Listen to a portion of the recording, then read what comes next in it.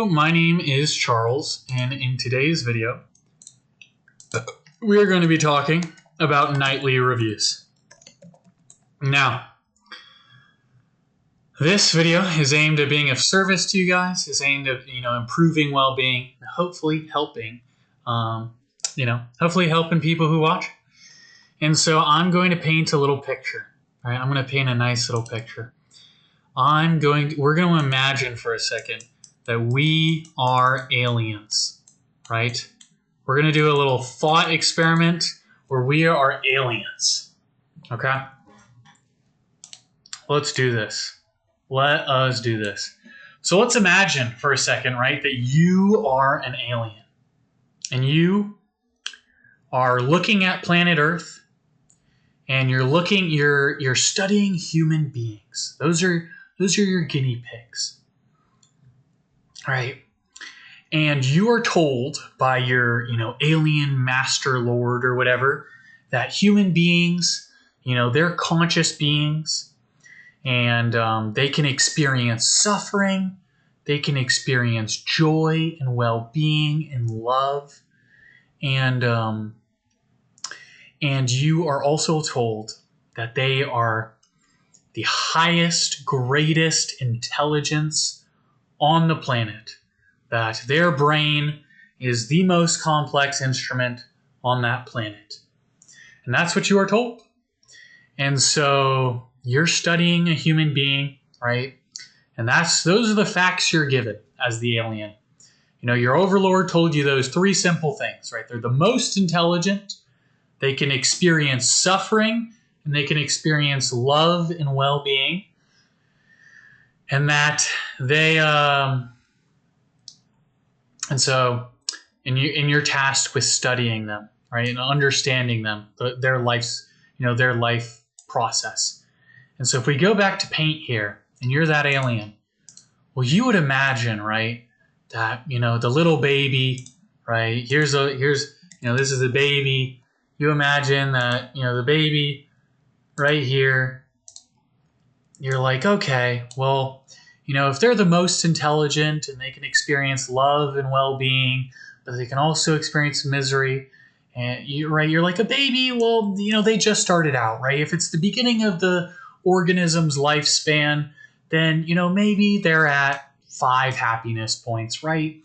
They just started out, they're probably, right? They're probably, pretty happy, right? They're the most intelligent, they're most innovative, most creative, imaginative, right? So, okay, maybe, right, they're learning the most, they're getting caretaken. Okay, they can experience love, they're being loved. Okay, 5 happiness points, right? Then you'd think, okay, well, then you'd be like, well, a child, well, these guys, right, these guys are probably a lot happier, right? From maybe, from maybe like 0 or like 1 years old to maybe, 8 or 10, right? Like in that many years, you're like, well, these guys are probably like, they're the most intelligent and they're learning like what causes them suffering and what causes them happiness, right? They're learning all this information. You're watching the child play and have fun with friends and connect with their family and love and appreciate. So child, you're probably like, well, these guys are at like at least 20 happiness points, right? You're probably thinking they're pretty happy. But they still haven't learned that much. So now, right, you're seeing a teenager and you're like, oh my gosh, right? You're studying the human organism.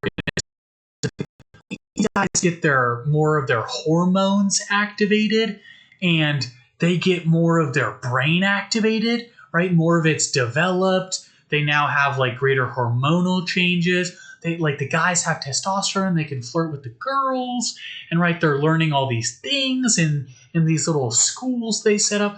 Well, these teenagers, these guys are probably, especially if they're the most intelligent, and right, we know they can experience suffering, and we know they can experience love, genuine love and well-being. These guys are probably at like 50 to 100 happiness points. These guys are probably brimming with happiness. They're probably quite happy. Maybe not maximally happy, but the teenager's probably quite happy. Then, if you were the alien studying them, you'd be like, oh my gosh, the young adults? Dude, you're telling me, right? You'd go up to your alien buddy and you're like, dude, you're telling me. I mean, these guys are at the apex of their biological life, right? And their brain, their prefrontal cortex is, finally developed. They're healthy, they're vital, and they probably, right, because they are the most intelligent species and, most creative, most innovative, and they can experience suffering and well-being and love, right? That they have probably learned so much in terms of how to be well, how to love each other, how to, increase well-being for themselves, for the people around them, dude, at the peak biologically, and they've gained all this experience and wisdom and maturity. I mean, the young adults, they're pretty much, they may be young adults, but they're pretty much dying of happiness. So we'll say they got like 400 happiness points. I mean, these guys are happy. Now, you kind of get the analogy, right? Like, must we continue? Let's say, you get the 70 to 90-year-olds, right? I mean, these guys are like, right? If you're the alien, you're going up to your friend and you're going to say, right? These guys are like the Cheval Blanc 1947 fine wine. I mean, they're so wise and they've matured so much and they recognize all the things that, cause them well-being and their loved ones and even the whole planet, well-being and love. And they probably realize so closely, what causes the suffering, and they've probably gained so much wisdom and experience, right? That when they die, like a wave of bliss, they're just dying in bliss because they have really learned as the most intelligent species, that is conscious, that can experience suffering and love and well-being, right? They know they're creme de la crop. They've finely wined, matured wine, and they are just dying of bliss. That's what you would assume, right? And doesn't that sound crazy? Like, if you've looked at Earth for maybe like a couple months, that is just not the picture of planet Earth.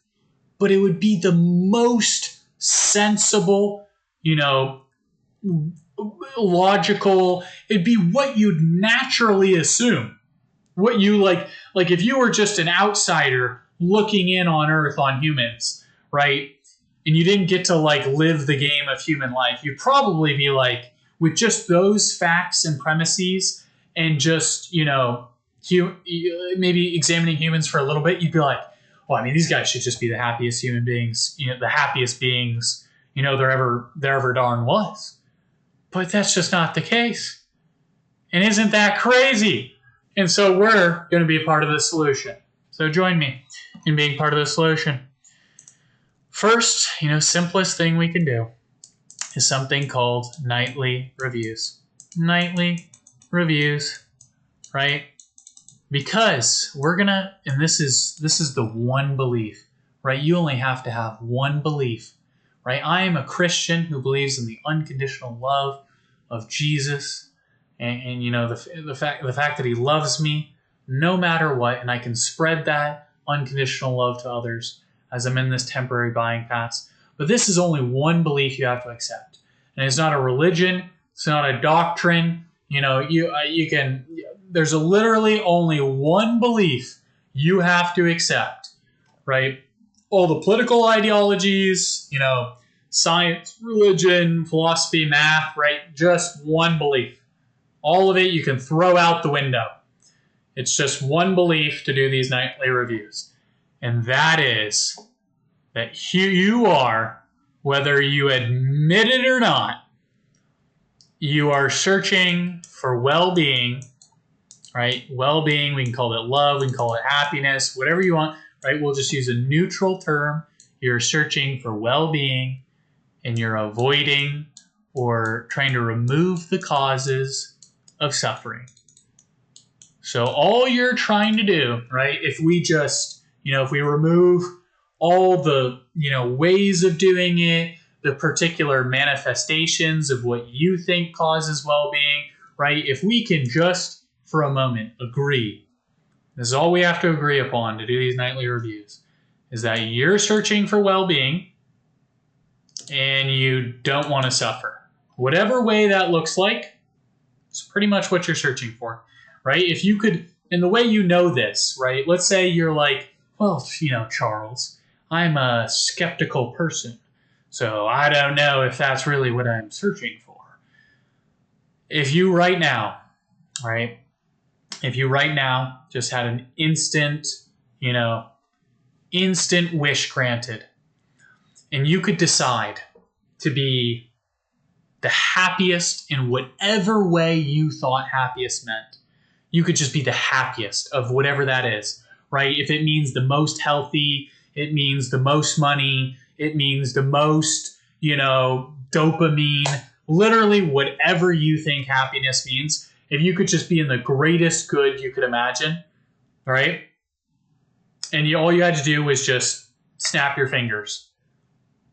Or you could be in the greatest suffering, the worst of the worst. Whatever you think the worst of the worst is, you would be there. You would just immediately choose the greatest of greatest. So we already know, right, that if you could be happy from the snap of your finger, and whatever way you thought happiness was, you would choose that, and you would not choose the suffering. Now, any sensible person, if they could just instantly be happy and not suffer, they would choose that.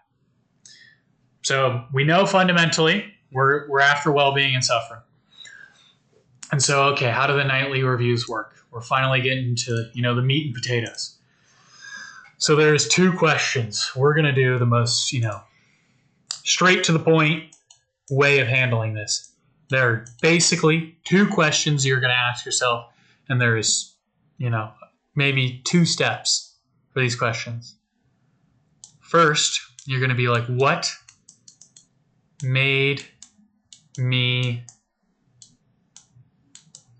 / others? We're just going to say, for the sake of this one, happy. Throw in whatever, whatever represents well-being to you.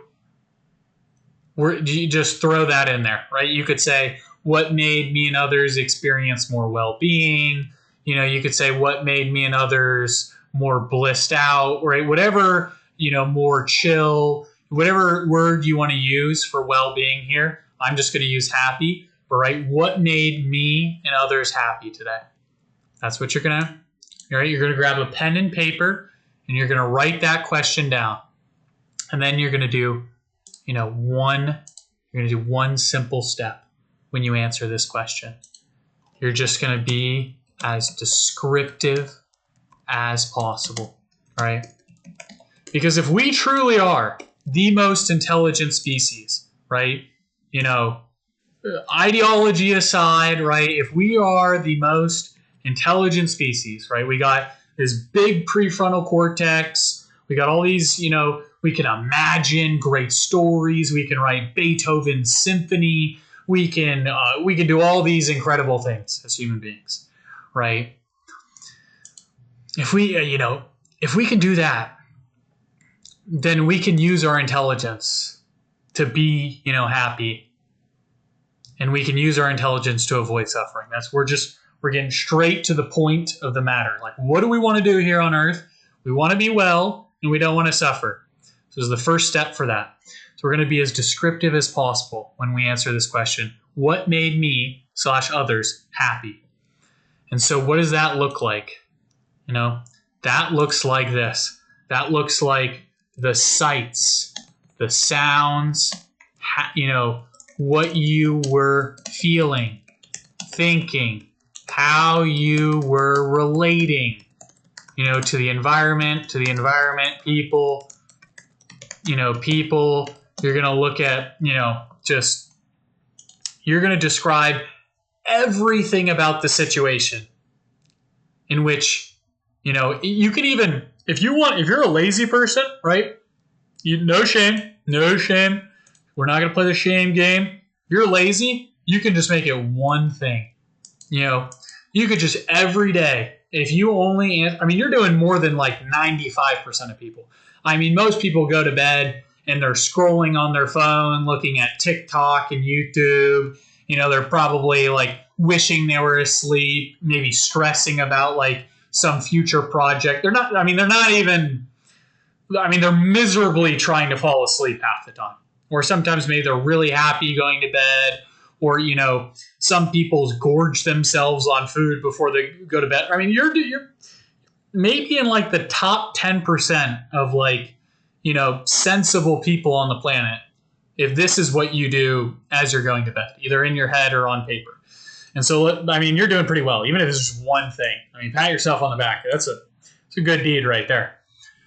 So let's say, I'll give you an example, right? Let's say your situation that made you and other people happy is you had a happy conversation.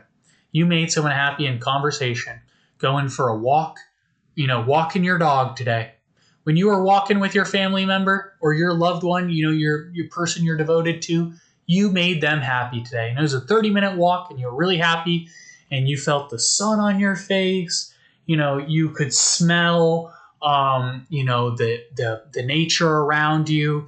Maybe you could smell a certain kind of flower, and you're just going to get as descriptive as possible. So maybe the first time you write this, you'll say something like that. Maybe the next time you'll be like, you'll describe like the way the dog was, wagging its tail made you happy. It looks so joyous and innocent. And then you'll describe, the way your partner, her eyes just look so beautiful and magical, right? Whatever made you happy that day in another person so happy, you're just going to get as descriptive as possible. And then the second thing is just the inverse of that. What made me miserable? What was a moment I was miserable today? Or you don't even have to use a strong word like miserable. You could just be like unhappy, sad, maybe, where you were just not content, right? You're going to go to what situation where, I'll say miserable, but if you don't want to use a strong word, you could just say not content. And you're going to do the exact same thing. What were the sights and sounds and smells at the time? What were you thinking? What were you focused on? Was your attention when you were most miserable, when you had to go up in class and you were thinking about yourself and you were anxious? You're like, what if I say the wrong thing? What if you were lost in worry? And you're just going to get as clear as possible. What was the environment like? And then, right, this is the final and third step, right? Is you could do it every 2 weeks, maybe every month. You're just going to read what you wrote. That's all you got to do. Just read it. And what you'll notice is your brain naturally will start identifying, wait just a minute. And these ways of thinking, just naturally, your pattern recognition will do this. But if you want to put a little extra effort, you could take notes, you could maybe remind yourself. But even if you just read it, let's say every 2 weeks, this is the third step, as the last step. Just every 2 weeks, read every 2 weeks. And you'll read that like, wow, in these moments of relating, the way I related to people, the way I loved people or didn't love people, right? In whatever way of engaging in behavior, thought, attention, whatever, foods I was eating, sounds I was hearing, these ones led to the happiness or the well-being or the love, and these ones didn't. And you'll start developing a pretty good pattern based on your own experience. All right. You'll start noticing like these ways of doing things lead me to happiness. And these ways of doing things lead me to misery. And if we already admitted, right, this is the only belief we have to do this, is that we're searching for some, good or some well-being, and we're avoiding some bad or some, version of suffering. And so you'll naturally start getting more and more accurate. And you'll naturally start being happier and happier. And if you want, I mean, this is good already. If you're doing this, round of applause, you're doing one of the greatest things you could do. I mean, honestly, you're fantastic. You are doing a great thing for your well-being. Very few people are going to watch. I mean, presumably very few people even watching this video will do this practice. But if you do, I mean, you're on the right track. You're going to probably live a happier life. Most definitely actually. And so next, right, if you want an extracurricular, we're going to throw in an extracurricular. If you think you're a high achiever, right? If you're like, oh, well, I mean, Charles, this is pretty easy. I mean, one thing of suffering and one thing of, joy a day and just reflecting on that every so often, that's easy. But if you want an extracurricular, you can start researching or even trying to, you can start researching your experience to find practices or new ways of living that will improve your well-being. And you can try them out, your well-being.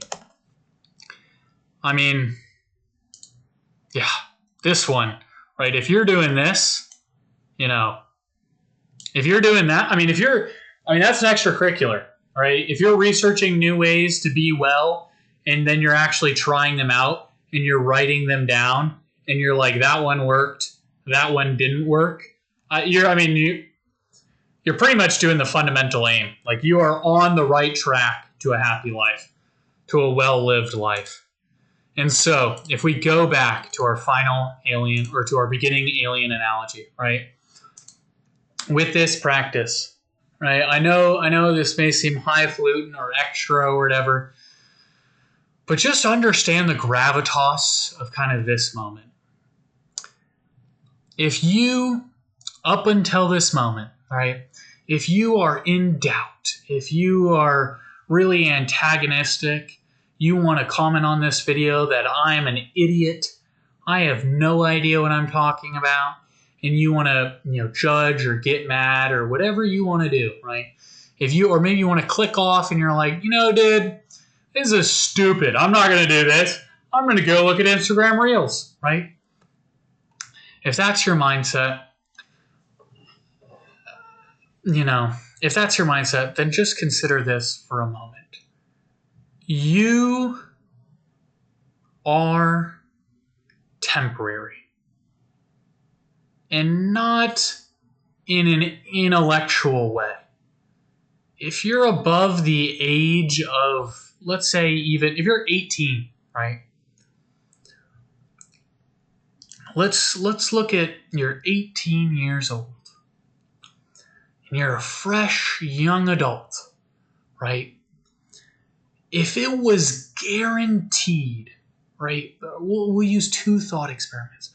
If it was guaranteed you were going to live to 100, and if you're 18, man, and you've suffered a lot, do you want, right? If it's guaranteed that you're going to live to 100, do you want the next 82 years of your life to be fighting with people, arguing, drama, suffering?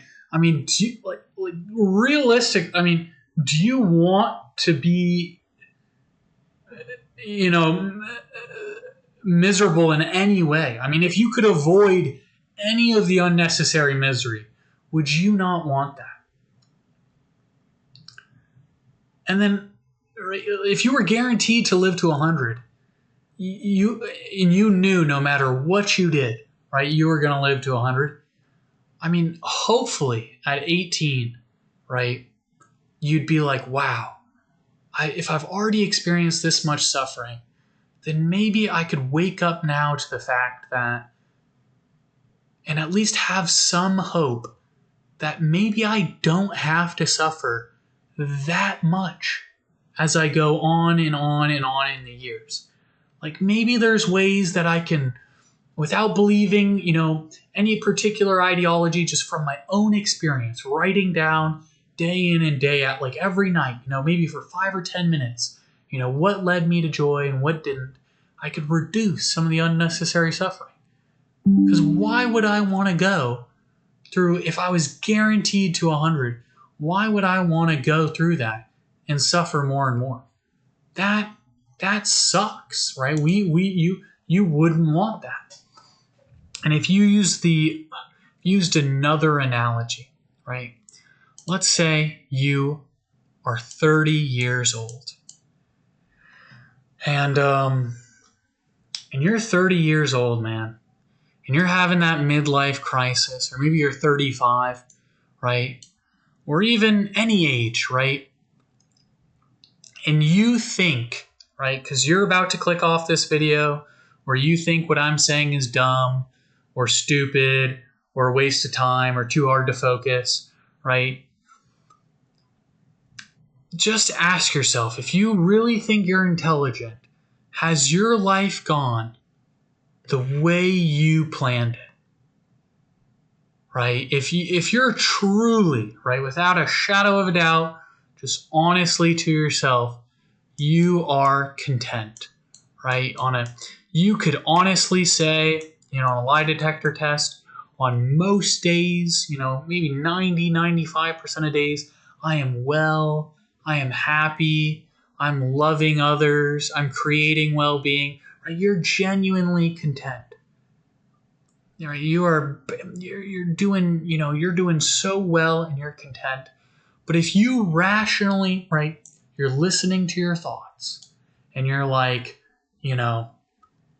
I've listened to this in quote unquote intelligent brain I have, and I think I'm so intelligent, and your life has not gone, let's say you're 30, the way you planned it, right? Let's say, you're the guy who, now you have to, right? You're working a job you don't like, you don't have, the relationship you want, and you're like, man, I thought I was intelligent, and I don't get what it, you're right. You suppose you're intelligent, but you're 30, and your life and your well-being are not the way you want it. Then that means up until this point, you have listened to your thoughts. You have trusted in your ideas. You've really considered that, my way of thinking is definitely solid.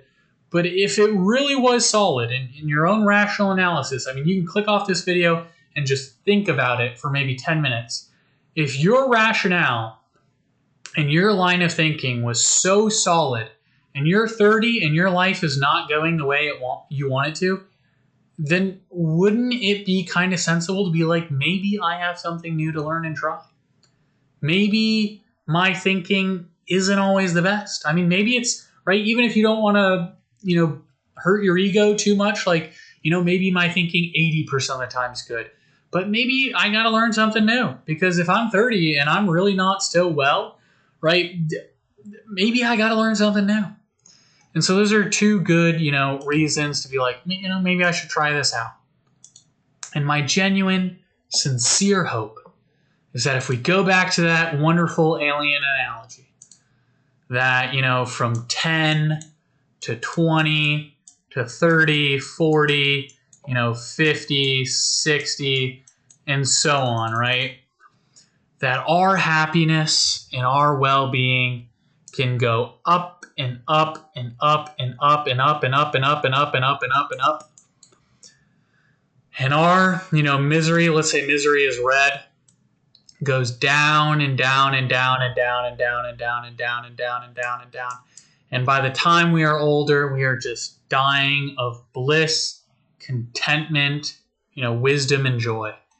Because, it's just my sincere hope for all the people, because I love you guys. And if we looked at ourselves in an honest, simple light, like right from the outsider looking in, you'd imagine that as the most intelligent species, that is both capable of experiencing suffering and capable of experiencing love and well-being, that we would cultivate the causes of joy and we would reduce the causes of suffering, both for ourselves and for others. So I hope you guys all enjoyed. And until next time, much love and God bless.